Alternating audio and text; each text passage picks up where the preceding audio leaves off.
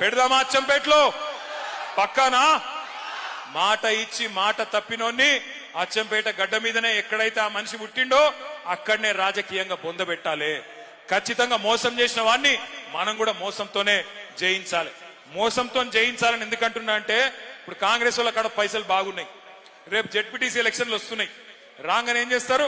ఇంటికి వస్తారు, మీకు చేతులు 5,000 పెడతారు. అమ్మా నువ్వు నాకే ఓటేయాలి అంటారు. మీరు సరే బిడ్డ అంటారు. మీరు అన్నంకి ఏం చేస్తారు? వాళ్ళు ప్రమాణం చేయి ప్రమాణం చేయి అని చేయి జాపమంటారు.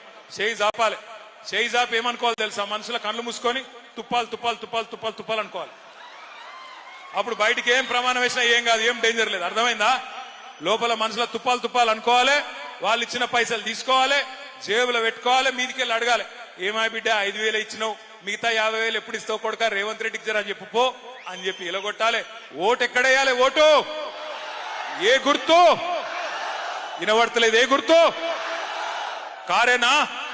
కేసీఆర్ మళ్ళా రావాలనా? పక్కానా? పక్కా అయితే నేను మిమ్మల్ని కోరేది ఒకటి, అచ్చంపేటలో ఎవరో ఉన్నారు ఎవరో పోయినరని బాధపడే అవసరం లేదు. గింతమంది మీరుండంగా గులాబీ దండుకొచ్చిన భయమేమి లేదు, ఇబ్బంది ఏం లేదు. మంచి నాయకుణ్ణి మీ అభిప్రాయం మేరకు, మీ అందరి ఆలోచన మేరకు కేసీఆర్ గారు మళ్ళా అచ్చంపేటకు పంపిస్తారు. తప్పకుండా కేసీఆర్ గారు ఎవరికి బొట్టు పెట్టి తమ్ముడు ఈయన నా అభ్యర్థి అంటే ఆయనకు కాదు మీరు వేసే ఓటు కేసీఆర్ గారికి. కాబట్టి మళ్ళీ కేసీఆర్ గారు రావాలి అంటే అచ్చంపేట మీద గులాబీ జెండా ఎగిరేయాలని చెప్పి నేను కోరుతా ఉన్నా. ముగించే ముందు నేను మిమ్మల్ని అందరినీ దయచేసి ఒక్క విషయం ఆలోచించమని కోరుతా ఉన్నా. ఇవాళ ఇటు కాంగ్రెస్ గాని అటు కేంద్రంలో ఉన్న బీజేపీ గాని ఈ 11-12 ఏళ్లుగా సతాయించుకుంటూ వస్తా ఉన్నాయి. ఒక్కటంటే ఒక్క నవోదయ పాఠశాల కొత్త జిల్లాలు ఏర్పాటు చేసుకున్న నగర్ కర్నూల్లో మనకు బీజేపీ ఇయ్యలే. ఒక్క విద్యా సంస్థ ఇయ్యలే, ఒక్క గుడికి పైసలు ఇయ్యలే, ఒక్క బడికి పైసలు ఇయ్యలే. బీజేపీ కాంగ్రెస్ దొందే. ఇద్దరు కలిసే ఇయ్యాల తెలంగాణను బొందబెట్టే ప్రయత్నం చేస్తా ఉన్నారు. ఇద్దరు కలిసి రాజకీయంగా మరి మనని ఎదుర్కోలేక కేసీఆర్ గారిని మరి అప్రతిష్ట పాలు చేసే ప్రయత్నం చేస్తా ఉన్నారు. ఆలోచన చేయండి మీరు. ఇద్దరు కలిసి ఉన్నారని ఎందుకంటున్నా అంటే సరిగ్గా నిన్న సెప్టెంబర్ 27 పోయిన సంవత్సరం తెలంగాణ రెవెన్యూ మంత్రి పొంగులేటి శ్రీనివాసరెడ్డి కాంగ్రెస్ మంత్రి, ఆయన ఇంటి మీద ఈడీఓడు రైడ్ చేసిండు. ఈడీ ఎన్ఫోర్స్మెంట్ డైరెక్టరేట్ రైడ్ చేస్తే ఆ రైడ్లో మరి టీవీలలో వార్తలు వచ్చినాయి. ఇంట్లోకి 2 నోట్లను లెక్క పెట్టే మెషిన్లు పోతున్నాయి, పెద్ద మెషిన్లు పోతున్నాయి, గుట్టలుగా పైసలు ఉన్నట్టున్నాయి అని చెప్పి టీవీలలో వార్తలు వచ్చినాయి.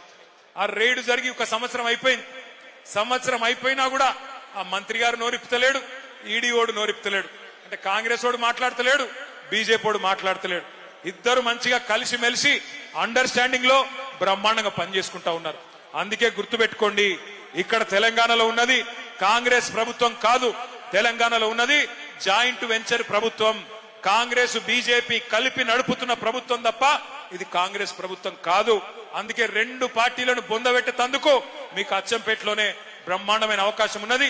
స్థానిక సంస్థల ఎన్నికల్లోనే మీ సత్తా చూపెడతారని చెప్పి మనస్ఫూర్తిగా కోరుకుంటూ ఇవాళ జనగర్జనకు ఇన్ని వేల మందిగా విచ్చేసిన మా తమ్ముళ్లకు అన్నలకు మళ్ళొకసారి నమస్కారాలు తెలియజేస్తూ జై తెలంగాణ.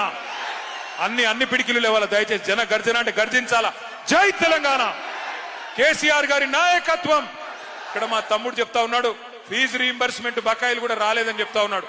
ఒక్క ఫీజు రీయింబర్స్మెంటే కాదు, 2 లక్షల ఉద్యోగాలు బాకీ పిల్లలకు, అలాగే 4,000 రూపాయల చొప్పున నిరుద్యోగ భృతి బాకీ, ఫీజు రీయింబర్స్మెంట్ బాకీ, మా ఆశా వర్కర్లకు అంగన్వాడీలకు కూడా 18,000 రూపాయలు బాకీ. ఇట్లా బాకీ లేని ఏ వర్గం కూడా లేదు. వారందరికీ అండగా కేసీఆర్ గారు బీఆర్ఎస్ ఉంటుందని చెప్పి తెలియజేస్తూ జై తెలంగాణ.